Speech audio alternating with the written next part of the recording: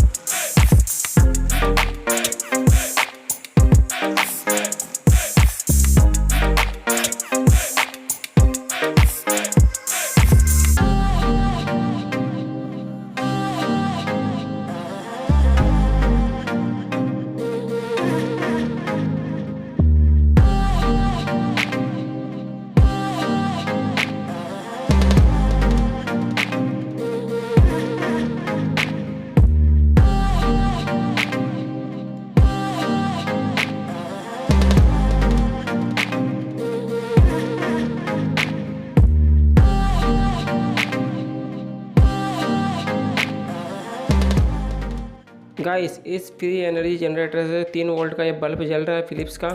लेकिन अगर आप इससे ज़्यादा का वाट का बल्ब जलाते हो तो इससे 7 वाट का बल्ब भी जल जाएगा। लेकिन उससे भी ज़्यादा वाट का आप बल्ब जलाते हो जैसे कि 100 वाट का, लेकिन 100 वाट के बल्ब इससे नहीं जलेंगे गाइस, इससे सिर्फ 7 वाट का बल्ब जल सकता है।